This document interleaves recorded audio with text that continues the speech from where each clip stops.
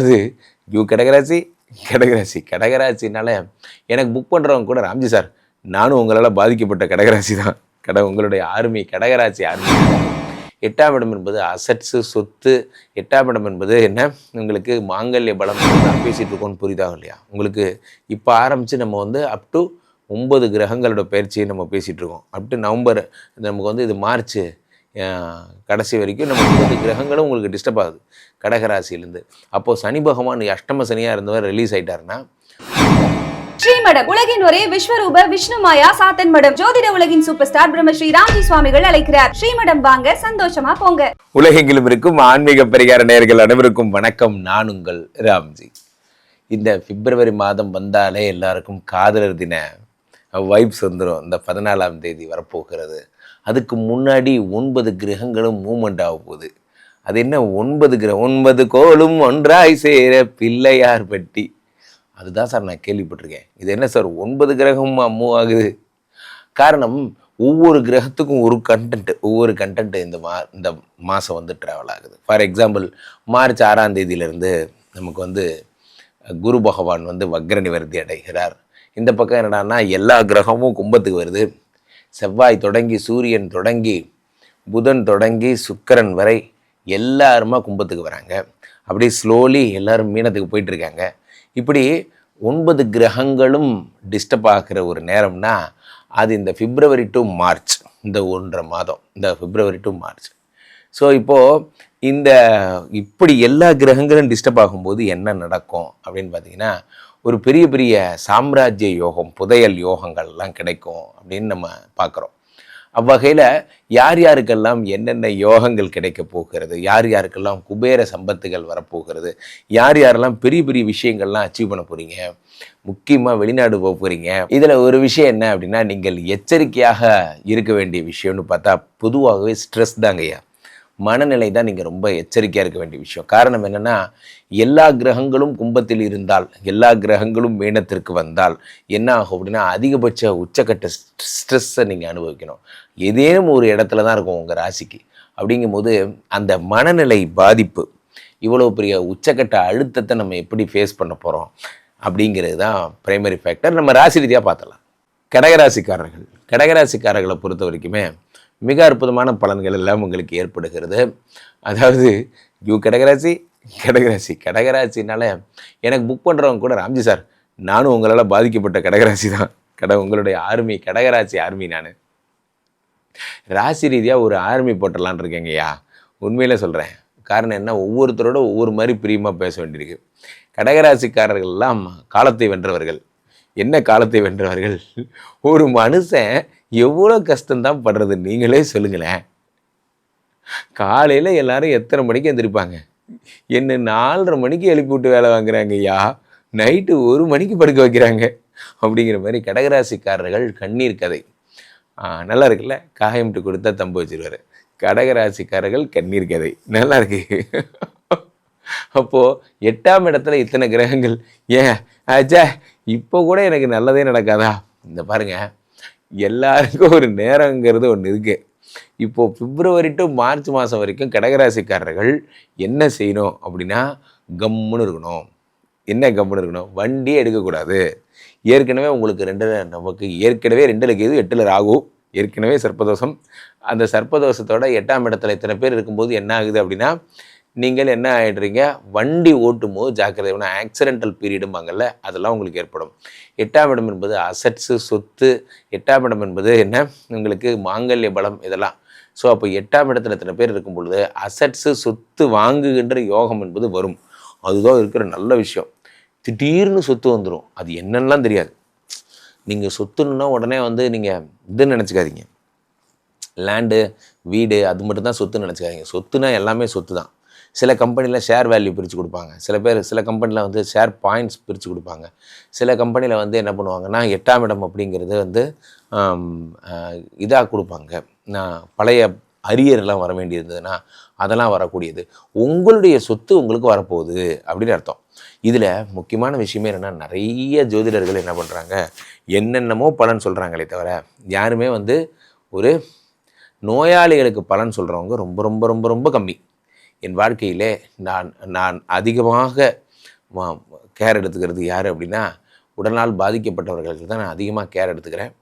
So வகையில் நான் ஸ்ரீமடத்தில் நிறைய பேர் நீங்கள் என்ன ஃபாலோ பண்ணுறவங்களுக்கு தெரியும், மோர் தென் ஒரு 500 பேர்கிட்ட, மோர் தென் 450 488 489 போயிட்டுருக்கு. பிரேத சம்ஸ்காரம்லாம் நான் பண்ணியிருக்கேன். எளியவர்களை நோயாளிகளை கண்டு வருந்துதல் என் இயல்பு. அவ்வகையில் ஒன்று சொல்கிறேன், 8ஆம் இடத்துல இத்தனை பேர் வரும் பொழுது யாரெல்லாம் ஐசியூவில் இருக்கீங்களோ, யாரெல்லாம் நோயாளிகளாக இருக்கிறீர்களோ, யாரெல்லாம் உடம்பு சரியில்லாமல் இருக்கீங்களோ அவர்களுக்கெல்லாம் அற்புதமான நேரம். அவர்களுக்கெல்லாம் உடம்பு சரியாக போகுது. 8ஆம் இடத்துல இத்தனை பேர் இருக்கும் பொழுது உங்களுக்கு ஏற்கனவே உடம்பு சரியில்லாதவங்களாக இருந்தால் உடம்பு, ஆனால் புதுசாக இப்போ வண்டி ஓட்டுறவங்களுக்கு ரேசர், நான் வந்து பைக் ஓட்டுவேன், நான் வந்து கையை விட்டுட்டு தான் ஓட்டுவேன், தலைகீழாகத்தான் குதிப்பேன் அப்படின்னா ஒன்றும் பண்ண முடியாது. 8ஆம் இடத்துல இத்தனை பேர் இருக்கும் பொழுது உங்களுக்கு உயிருக்கு ஆபத்து என்பது ஏற்படும் வழிகள் எல்லாம் உண்டு. அதனால் வந்து நோயாளிகளாக இருந்த ஏற்கனவே உடம்பு சரியில்லாமல் தான் ஹாஸ்பிட்டலில் இருக்கீங்கன்னா நீங்கள் பழச்சிப்பீங்க. இது என்ன சார் புது கான்செப்டாக இருக்குது அப்படின்னா, 8ஆம் இடத்துல சனி பகவான் இருக்கிறதுனால, அந்த சனி பகவான் 9ஆம் இடத்துக்கு போகிறதுனால நம்ம எதை பற்றி பேசிகிட்டு இருக்கோம்னு புரியுதாக இல்லையா உங்களுக்கு? இப்போ ஆரம்பித்து நம்ம வந்து அப் டு 9 கிரகங்களோட பயிற்சியை நம்ம பேசிகிட்டு இருக்கோம். அப் டு நவம்பர், நமக்கு வந்து இது மார்ச் கடைசி வரைக்கும் நம்ம பேசிகிட்டு இருக்கோம். ஸோ அந்த 9 கிரகங்களும் உங்களுக்கு டிஸ்டர்ப் ஆகுது கடகராசிலேருந்து. அப்போது சனி பகவான் அஷ்டம சனியாக இருந்தவர் ரிலீஸ் ஆகிட்டாருன்னா உடம்பு சரியில்லாமல் இருக்கிறதெல்லாம் சரியாக போயிடும். அப்போ 8ஆம் இடத்துல இத்தனை பேர் இருக்கிறதுனால வரக்கூடிய டென்ஷன் என்ன அப்படின்னு பார்த்தீங்கன்னா, 8னா வறுமை. இப்போது உங்களுக்கு மட்டும்தான் வித்தியாசமாக எல்லாமே நடக்குது. ஃபார் எக்ஸாம்பிள், 3 புதன் 8இல் மறைந்து விபரீத ராஜயோகம் பெறுகிறார். 6 குரு பகவான் 12 ஆல்ரெடி மறைந்து விபரீத ராஜயோகத்தில் தான் இருக்கிறார். இந்த பக்கம் என்னடான்னா உங்களுக்கு சுக்கிர பகவான் 4-11 பாதகாதிபதி 8இல் மறைஞ்சிட்டு அவர் வந்து மறைஞ்சு போய்ட்றார், உங்களுடைய டிஸ்டர்பன்ஸ் ஆகாமல் பண்ணிடுறார்.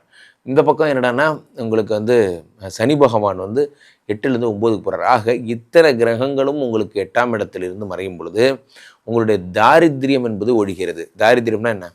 நம்மளுடைய வறுமையை தான் தாரித்திரியம்னு சொல்கிறேன். அதாவது வறுமை என்பது ஒழிகிறது. வறுமையிலேருந்து வெளிவருறீங்க, விடுதலை அடைகிறீர்கள், இதெல்லாம் ஏற்படுகிறது. அடுத்ததாக என்ன அப்படின்னு பார்த்தீங்கன்னா, 8ஆம் இடம் அப்படிங்கிறத வேற என்னெல்லாம் சொல்லலாம்னா மைத்திரம்னு பேர். 8னா மைத்திரம்னா என்ன அப்படின்னா நட்பு, அந்த நட்பு.